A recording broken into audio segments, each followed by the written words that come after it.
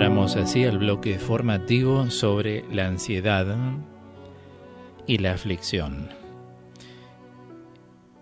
En los dos últimos programas hemos puesto nuestra mirada especialmente en el previo al último, al verbo renovar, restaurar, fortalecer y vigorizar, que es lo que hace el Espíritu Santo en la vida de un bautizado que está renovándose interiormente, es decir, abriendo sus ojos, caminando, comprometiéndose con lo que es el camino por antonomasia. Tuvimos en cuenta en el programa anterior algunos detalles como atender el miedo al fracaso, porque hasta que no lo erradicamos, la ansiedad va a seguir. Uno tiene que saber que en la vida hay que arriesgarse, por supuesto, razonablemente, y también intuitivamente, emocionalmente. Tratar de renunciar, dijimos, a las eternas indecisiones, porque la inseguridad es la que genera los temores. Por eso cuando uno quiere vencer un temor, tiene que pisar fuerte en lo que hace. Esta es mi decisión, lo hago. Digo que sí a tal cosa, lo hago. Desde un curso hasta un retiro, un seminario, un emprendimiento, un proyecto, lo que fuese. Es necesario no ser indeciso. Sí razonar, sí ver antes de tomar una decisión para que no sea una cosa precipitada. Como comenté ayer en AM 570 en Radio Argentina, en el ciclo sobre la depresión. Las personas necesitamos pensar, evaluar, pero también saber discernir y no arrepentirnos de los pasos que vamos dando para no permitir que los miedos entren. Pero el miedo al fracaso es un miedo muy singular que puede de algún modo disuadirnos. Entonces nos disgrega. Todo lo que tenga que ver con los miedos nos va disgregando, es decir, que empezamos a ser como seres fragmentados, donde tenemos que hacer un esfuerzo como para poder apelmazar toda nuestra vida y que lo psicológico, lo biológico y lo espiritual vayan siendo conducidos en una misma orientación, porque si no, somos seres fragmentados, y la fragmentación no es buena, ¿no? No hace mucho decía, nosotros no somos seres aditivos como partes que se pegan, sino que somos seres integrales. Entonces, cuando tenemos en cuenta que no somos aditivos, sino que somos una misma realidad cada uno de nosotros, emprendemos nuestro viaje hacia Dios, hacia el abrazo definitivo con el Señor más coherentemente. Y eso lo vamos percibiendo en la experiencia espiritual que cada uno va teniendo en el camino. Hoy quiero presentarles esta posibilidad de pensar que muchas veces aquello que se conoce, escrito por Pablo así en la carta a los Romanos 5:12, llamado jamartía, en el A, o sea, la primera parte del versículo, que es la fuerza maléfica que enajena al hombre, puede más de una vez revelarse con mayor poder para tratar de disuadirnos justamente, disgregarnos, generar una disociación, porque cuando estamos divididos no servimos mucho ni para nosotros ni para los otros. Todo lo que se hace en forma fragmentada, ustedes ven, no llega a buen puerto. Todo lo que se hace en forma, apelmazada, integral, llega a buen puerto. Entonces, la mirada que uno va adquiriendo de la vida es lo más relevante.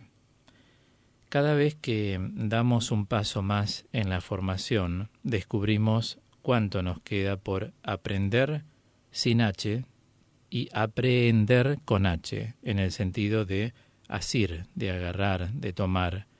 Indudablemente, como afirma el apóstol San Pablo en la carta a los Gálatas 4:19, Cristo debe ser formado en nosotros. Debe ser, no dice está formado. Repito, Gálatas 4:19. Cristo debe ser formado en nosotros. Es un proceso continuo de integración. Y esto es tratar entonces de darnos cuenta que Jesucristo, al ser el hombre nuevo, en que nos genera una visión distinta, porque Él marca el nuevo tiempo, que es el tiempo de la eternidad, hacia donde vamos, siendo Él mismo el primogénito de entre los muertos, evidentemente es el hombre nuevo. Es el hombre que va en contra de los impulsos irracionales, del odio, de la negatividad del ser humano y busca la paz. Lo advertimos eso desde esa entrada triunfal de Jesús en Jerusalén. Hosana, Hosana, es decir, lo aclamaban creyendo que venía un rey guerrero. Y no fue un rey guerrero, sino fue un rey de paz, ¿no? Por eso entra en un asno, marcando que Él es un rey de paz, como ya lo vamos a ir viendo el Domingo de Ramos. Cristo debe ser formado en nosotros. Ahora, en nuestra formación, varias veces yo he tratado un término que es el término apolútrosis, del griego, que quiere decir redención, liberación, o bien también se traduce en alguna acepción como un desate. Y a veces hay que desatar cosas, ¿no? Deriva del verbo, apolútrosis, deriva del verbo griego luo. Luo quiere decir desatar. En la carta a los Efesios, en el capítulo 1, versículo 7, dice aquí la Escritura, en quien tenemos la redención, o sea, en quien tenemos el desate, en quien tenemos la liberación. No es otra cosa sino la plena seguridad del cristiano en cuanto al perdón de los pecados. Y esta seguridad, además de ser una adhesión a la palabra de Dios, es también razonable. Esto es, por la sangre derramada en el Calvario, nuestro arrepentimiento nos asegura el perdón de los pecados. Y esto es una seguridad, vuelvo a decir, incuestionable. Nadie puede arremeter en contra del sentido óntico del derramamiento de sangre del Señor y del alcance que tiene.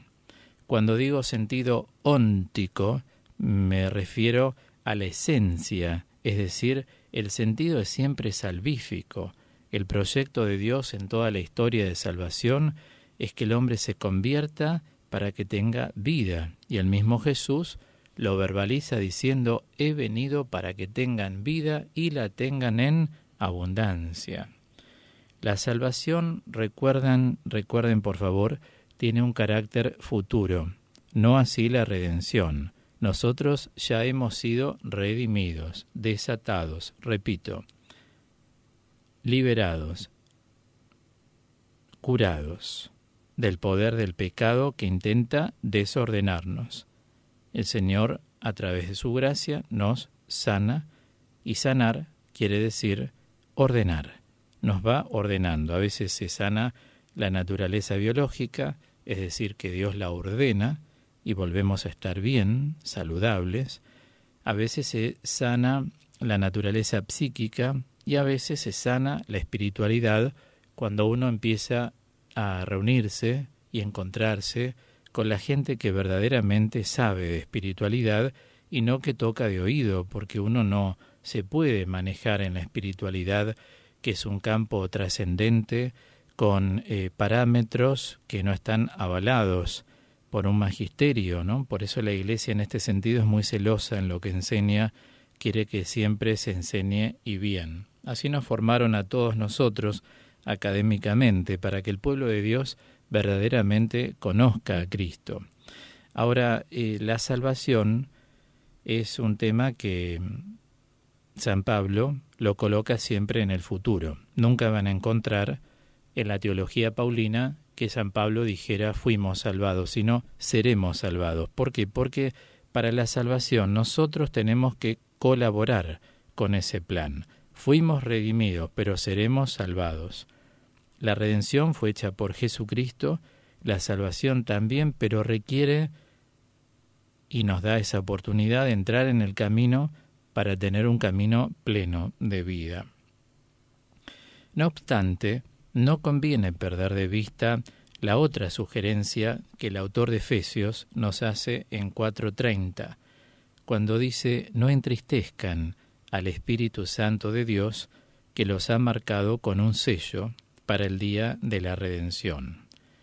Ese sello, en griego se dice sfragis, es una presencia sobrenatural que hace Dios en el bautismo, en la confirmación y en los que abrazan la vida sacerdotal en el orden sagrado.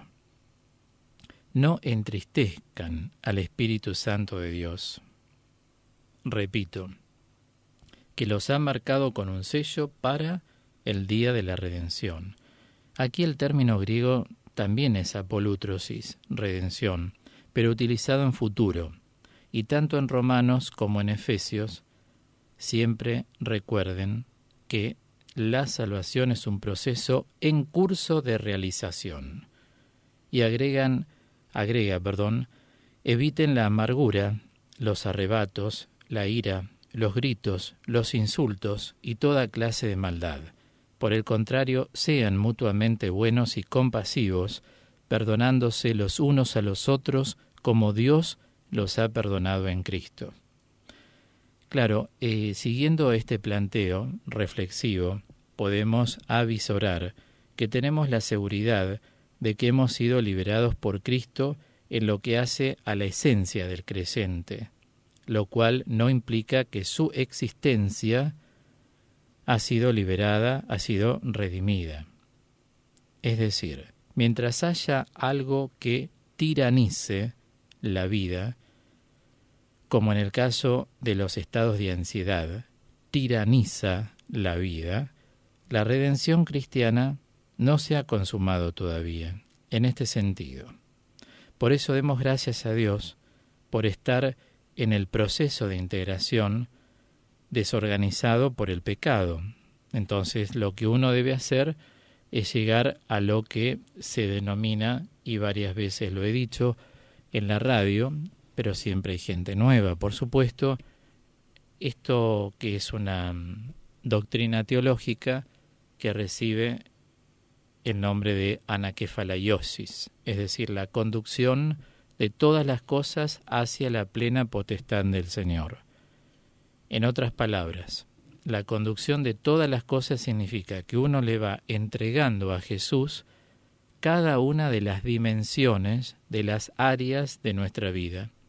Vamos a ser más claros, entregamos la dimensión afectiva, que es la principal, la dimensión económica, la dimensión nocional, la dimensión laboral, la dimensión profesional, la dimensión ética, que es aquella que marca el para qué vivo, para qué estoy en la tierra.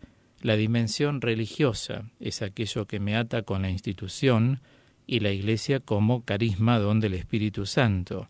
Y la dimensión espiritual que uno la vive en forma personal y como somos pueblo de Dios, en asamblea litúrgica, también la vivimos en forma comunitaria. No solo en asamblea litúrgica, como es la celebración de la Eucaristía, sino cuando dos o más nos reunimos en el nombre de Jesús para orar, en una asamblea de oración. Esto es la anakefalaiosis, tratar de hacer que el Señor tenga potestad sobre cada una de nuestras áreas. Para eso se las tenemos que entregar. Por eso es importante decirle: Señor Jesús, te entrego mis nociones, para que con ellas yo pueda orientar mi vida conforme a tu santísima voluntad y también ayudar a otros a orientarla del mismo modo. Esto nos hace pensar que solo desde la perspectiva psicoteológica podemos tratar las acechanzas de la vida, tales como la ansiedad, porque ¿quién puede dejar de lado que la ansiedad es una acechanza? Mucha gente trata de tomar clonazepam, por ejemplo, para tratar de bajar los niveles de ansiedad. Hay una ansiedad consciente y hay una ansiedad inconsciente. Hay cosas que la persona advierte intuitivamente o perceptivamente y le generan ansiedad. Entonces, claro, alguna sustancia química le ayuda a paliar esa situación. En el orden de cualquier persona hablo, ¿no es cierto? No nos vamos a referir a las personas que ya tienen un alto nivel de espiritualidad. Prefiero hablar a todos en general y que todos puedan estar incluidos en lo que estoy enseñando. Y al ser un estado, digamos así, entrelazado con la angustia, también sepamos que se entrelaza con la amargura, se entrelaza con los temores y la ansiedad se entrelaza mucho con los apegos. Los apegos generan ansiedad. Por eso no es fácil de desraizar, sino desde este ángulo, reitero, desde el psicoteológico espiritual. No podemos decir yo desde lo espiritual solamente voy a hacer esto, porque incluso sería como desatender lo que Dios nos dio. La psiquis la dio Dios, el espíritu nos lo dio Dios, la razón nos la dio Dios. Entonces, ¿por qué no alabar y bendecir a Dios desde la totalidad de nuestro ser? Ustedes saben que cuando uno empieza a levantarse del sueño, ¿no? Como dice San Pablo en la carta a los romanos, uno empieza a darse cuenta que en la vida hay un antes y hay un después de ese despertarse del sueño. El sueño parece ser que tiene varias etapas. Me refiero al sueño de ignorar las cosas de Dios. Pero claro, llega un momento en que las experiencias de la vida arriman al Todopoderoso. Y mucha gente a través de Jesús, que entendió las experiencias de dolor y de oprobio, se va acercando al Señor. Sea cual fuere el camino o el peldaño a través del cual llegamos a Jesús, lo importante es darnos cuenta que hay un antes y hay un después. Entonces, quisiera invitarlos a pensar sobre la posibilidad de esta frase un antes y un después que intenta ser querigmática, o sea, portadora de un mensaje. Nos orientamos entonces hacia la constatación, que sería algo así como, ¿es posible decir la ansiedad es un antes y un después? ¿O la ansiedad es un antes y un después? ¿No quedan acaso residuos, núcleos inmaduros de la vieja naturaleza? Seguramente que sí. Entonces, más que un antes o un después, es un antes y un después de levantarse del sueño. Y hay personas que abren los ojos, se quedan con los ojos semiabiertos y durante años permanecen así. No creamos que los que abren los ojos de inmediato se ponen de pie y ya ven a Jesús en su totalidad, porque ahí empieza el trabajo ascético. Es un trabajo de interiorización donde uno, por convicción, ya no por tradición o porque la razón me lo pide, sino hay un acto de fe, la fe se va movilizando interiormente más, deciden empezar a abrir los ojos, porque esto viene como en varias etapas. La espiritualidad, en cuanto a capacidad de trascendencia, no es algo que se logra de un día para otro. Por eso uno puede oír las cosas de Dios, pero puede perfectamente no escucharlas, porque puede que nos cueste ponerlas en práctica. Cada uno tiene su tiempo, es verdad. Si uno está muy ansioso en las cosas de Dios, tiene que saber que cada uno tiene su tiempo. Ahora, si uno se abre los ojos y los abre un poco más y se entusiasma por abrirlos más, o bien el Espíritu le provoca que los abra más, no vacilen en hacerlo, porque todas las opciones de las cosas de Dios van a favorecernos la vida. De eso no hay que dudar, pero cuando son verdaderamente de Dios, no cosas que forman parte de no tengo otra alternativa y me tiro en cualquier grupo y en cualquier lugar que dicen que conocen a Dios.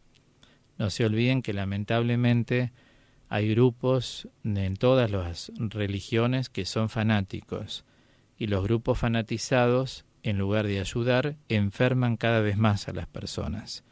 Por eso terminan como terminan. En la apariencia están como programados mentalmente, como una burbuja. Cuando salen de ahí no saben para dónde ir y qué hacer. Claro, porque como en todas las cosas, ¿no? Si uno cae en manos de un letrado, que es, digamos, lo digo con respeto, ¿no? Psicópata, seguramente nuestros asuntos legales van a ir por mal camino, porque el psicópata a vos te atiende bien, te hace creer muchas cosas, pero en el interior de su mente está diciendo, te voy a demorar todo esto el tiempo que yo tenga ganas. Esa es una reacción psicopática. Digo, si caemos en manos de psicópatas en lo que hace a la fe, tenemos que tener cuidado. ¿Por qué tanto susto? ¿Por qué a la gente se le habla de la culpa todo el tiempo en algunos grupos cristianos, ¿no? Se le habla mucho de la condenación, se le habla muchísimo del Antiguo Testamento, mucho más que el Nuevo, cuando nosotros tenemos como literatura troncal el Evangelio de Jesucristo. Entonces digo, caer en psicópatas tampoco es bueno. Yo hablo con términos, como no estoy hablando de nadie con idea de peyorizar, pero cada uno tiene que darse cuenta que a veces han habido líderes que son enfermos. Son personas enfermas psíquicamente y todo el grupo se enferma. De ahí en más la necesidad de saber escuchar y de apreciar lo bueno, aunque debo reconocer que lo bueno se impone por sí mismo. Toda persona que está en búsqueda siempre pide al Espíritu Santo que lo guíe o que la guíe. Digo, ¿por qué hablar de culpa? ¿Por qué hablar de condenación? ¿Por qué hablar tanto de infierno?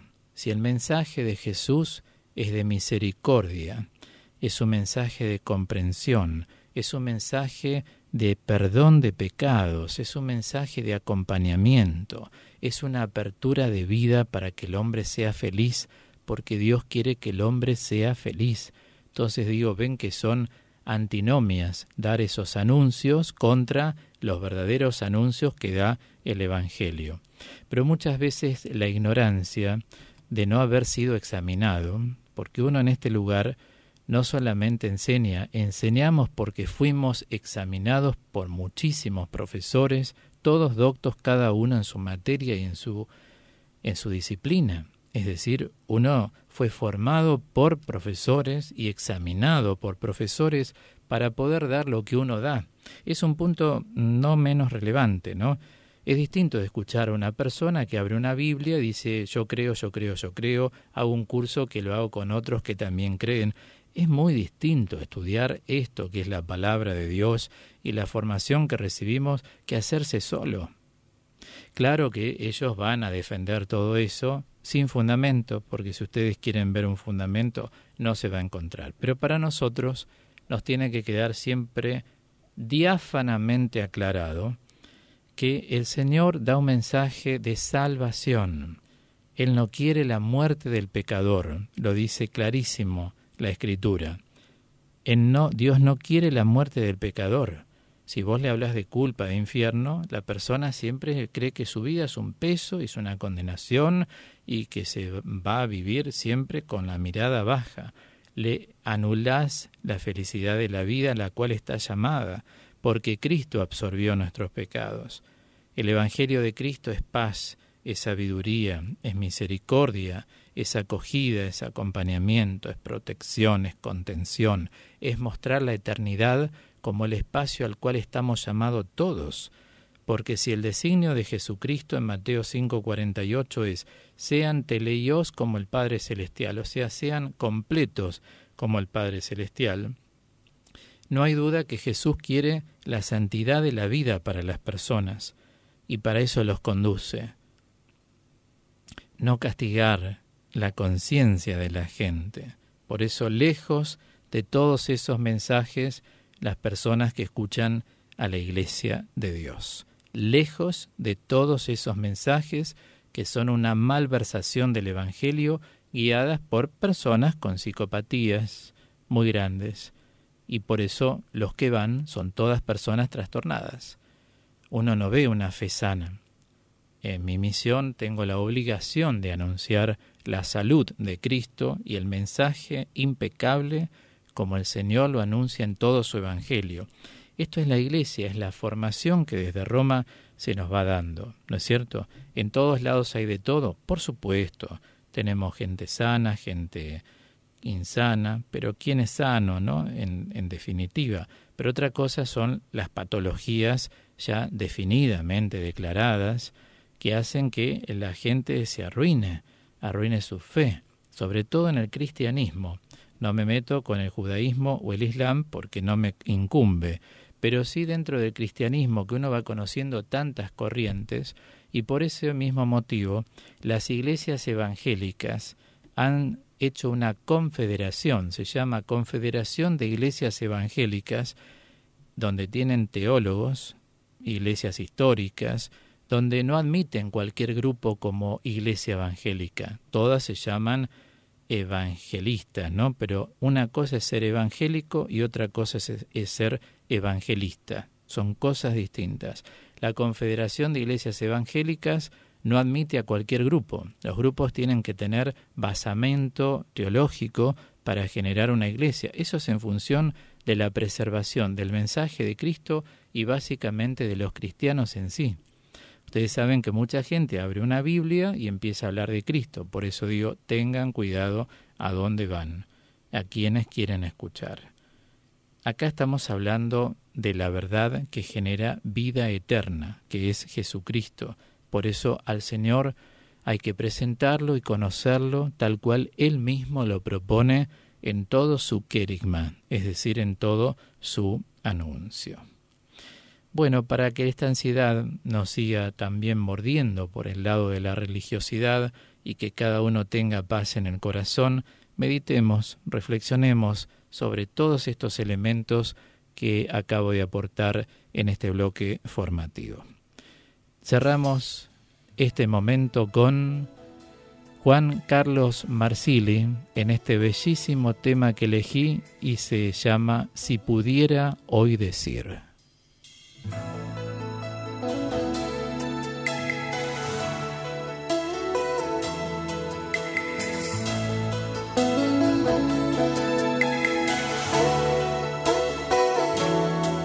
Si pudiera hoy decir lo que siento en mi ser, todo lo que invade mi alma, porque la verdad ayer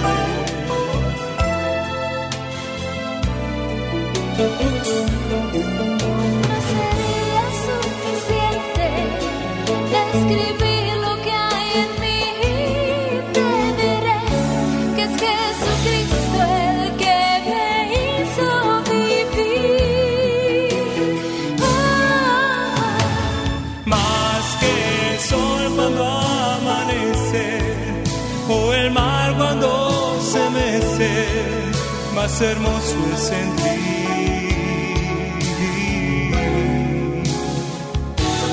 ese amor que te alienta, esa fuerza que te impulsa al camino por seguir. Y si puedes darte cuenta que ese amor está tan cerca para hacerte revivir, no hacen falta sacrificios, el Señor por ti los hizo, en su vida dio por ti.